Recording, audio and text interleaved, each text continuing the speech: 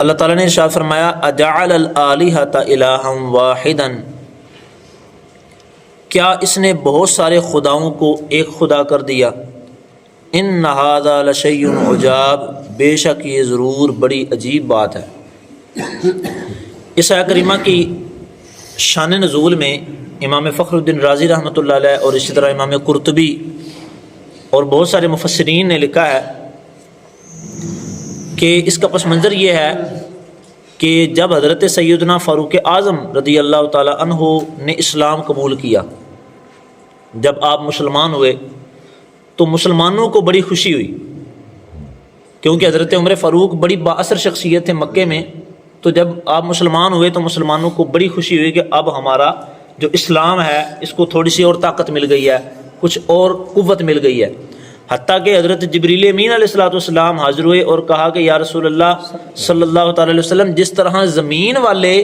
عمر کے مسلمان ہونے پہ خوش ہو رہے ہیں، اسی طرح آسمان والے بھی خوش ہو رہے ہیں۔ تو حضرت فاروق اعظم رضی اللہ تعالیٰ عنہ کی شان۔ تو آپ نے جب اسلام قبول کیا، جب آپ مسلمان ہوئے تو کافروں کو بڑی پریشانی لگ گئی کہ یہ تو بڑا مسئلہ ہو گیا کہ ہم تو اسلام کو دبانے کی کوشش کر رہے تھے اور یہ تو مزید ابھر رہا ہے، اس میں تو مزید طاقت آ رہی ہے۔ تو اب ان سب نے، ان کا جو ایک ہیڈ تھا، سردار تھا، ولید بن مغیرہ اس کا نام تھا، اس نے 25 لوگوں کو جمع کیا اور ان کو لے کر جناب ابو طالب کے پاس آیا۔ اس وقت رسول پاک علیہ الصلوۃ والسلام ان کی کفالت میں تھے۔ تو ان کے پاس آئے اور ان کو کہا کہ حضور آپ ہمارے سردار ہیں، ہمارے شیخ ہیں، ہمارے بڑے ہیں، تو آپ کی خدمت میں ایک گزارش کرنی ہے کہ آپ ہمارے اور اپنے جو آپ کا پوتا ہے اس میں فیصلہ کر دیں کہ یہ باز آ جائیں اس چیز سے، یہ ہمارے بتوں کو برا بھلا نہ کہیں۔ تو نبی کریم علیہ الصلوۃ والسلام تشریف لائے تو جناب ابو طالب نے ان کو بلایا اور کہا کہ بیٹا یہ معاملہ ہے، اس کو حل کریں، یہ کیا کفار کیا کہہ رہے ہیں۔ تو انہوں نے کہا کہ چچا جان یہ کیا مطالبہ کر رہے ہیں؟ تو انہوں نے کہا کہ یہ مطالبہ کر رہے ہیں کہ آپ ہمارے بتوں کو کچھ نہ کہیں تو ہم آپ کے خدا کو کچھ نہیں کہیں گے، آپ ہمارے بتوں کی برائی بیان نہ کریں تو ہم آپ کے خدا کی برائی بیان نہیں کریں گے، اسے کچھ نہیں کہیں گے۔ تو رسول پاک علیہ الصلوۃ والسلام نے فرمایا کہ تم صرف ایک جملہ کہہ دو، ایک بات کہہ دو تو میں سب کچھ چھوڑ دوں گا، تم صرف ایک بات کہہ دو تو میں سب کچھ چھوڑ دوں گا۔ ابو جہل وغیرہ نے کہا کہ یہ تو بڑی بات ہے، وہ کون سی بات ہے، وہ کون سا جملہ کہنا ہے کہ اگر ہم کہیں تو آپ ہمارے بتوں کو برا بھلا نہیں کہیں گے؟ تو نبی کریم علیہ السلام نے فرمایا کہ تم صرف لا الہ الا اللہ کہہ دو، تم صرف یہ کہہ دو کہ اللہ کے علاوہ اور کوئی خدا نہیں ہے، تو میں تمہارے بتوں کو کچھ نہیں کہوں گا، تم صرف اس بات کو مان جاؤ کہ اللہ کے علاوہ اور کوئی معبود نہیں ہے۔ تو ابو جہل وغیرہ کافروں نے کہا کہ یہ تو عجیب بات ہے کہ اتنی ساری خدائی ہے، ہم نے تو 360 بت بنائے ہوئے ہیں، تو تم کہہ رہے ہو کہ یہ سارے ایک خدا ہے، یہ صرف ایک ہی خدا ہے، یہ 360 کی کوئی حیثیت نہیں ہے، یہ کیسے ہو سکتا ہے کہ اتنی بڑی خدائی اور اتنی بڑی مخلوق اور اس کا صرف ایک خدا ہو؟ ہمارے باپ دادا نے تو کبھی یہ عقیدہ نہیں رکھا، ہمارے باپ دادا نے تو یہ نظریہ نہیں رکھا، تو ہم کیسے مان لیں؟ یہ شان نزول اس آیت کریمہ کا تھا کہ اللہ تعالیٰ نے فرمایا کہ اجعل الآلہۃ الہا واحدا، کہ کیا اس نے سارے خداؤں کا ایک خدا بنا دیا؟ یہ تو بڑی عجیب چیز ہے۔ تو یہ اس کے پیچھے یہ واقعہ ہے۔ اس شان نزول سے 3 باتیں میں صرف عرض کروں گا خلاصتاً۔ پہلی بات تو یہ کہ رسول پاک علیہ الصلوۃ والسلام کی استقامت دیکھیں کہ کافروں نے کتنا زور لگا لیا، آپ کو ہر قسم کا تشدد بھی کیا، ہر قسم کا ظلم و ستم بھی کیا، ہر قسم کی دھمکیاں بھی دیں، ہر قسم کا لالچ بھی دیا، لیکن پھر بھی نبی کریم علیہ السلام اپنی بات سے پیچھے نہیں ہٹے۔ یہ نبی کریم علیہ السلام کی استقامت ہے، حق پر ڈٹ جانا، یہ بڑی چیز ہے۔ نبی کریم علیہ الصلوۃ والسلام کی سیرت میں اس کی بے شمار مثالیں ہیں۔ دوسری بات یہ اس شان نزول سے معلوم ہوئی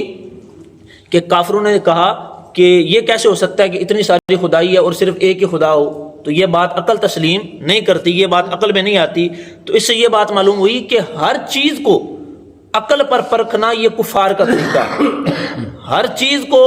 عقل پر پرکھنا یہ کفار کا طریقہ ہے۔ بدقسمتی سے مسلمانوں میں بھی یہ چیز آ رہی ہے کہ وہ بھی ہر چیز میں عقل کو دخل دے رہے ہیں کہ یہ چیز عقل میں نہیں آ رہی، اسے دفع کرو، چھوڑ دو، یہ چیز عقل میں نہیں آ رہی، اس کو چھوڑ دو۔ حالانکہ اسلام کی بنیاد عقل پر نہیں ہے، اسلام کی بنیاد اس چیز پر ہے کہ جو تمہیں اللہ اور رسول فرما دیں ان کے آگے اپنا سر تسلیم خم کر دو، ان کے آگے اپنا سر جھکا لو کہ میرے اللہ کا یہ فرمان ہے میں اسے مانتا ہوں، میرے رسول کا یہ فرمان ہے میں اسے مانتا ہوں، عقل میں آئے یا نہ آئے۔ ڈاکٹر اقبال نے کہا تھا کہ عقل کو تنقید سے فرصت نہیں،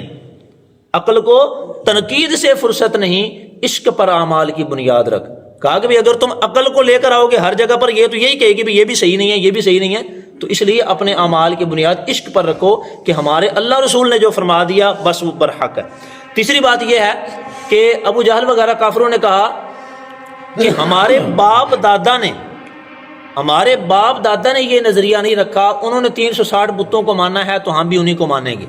ہم ایک خدا کو نہیں مانیں گے. اس سے یہ بات معلوم ہوئی کہ اپنے باپ دادا کی ہر بات کو مان لینا یہ بھی کفار کا طریقہ ہے. اسلام نے ہمیں یہ نظریہ دیا ہے کہ بھئی اگر تمہارے باپ دادا کوئی کام کرتے ہیں اور تم چاہتے ہو کہ ہم بھی اس پر عمل کریں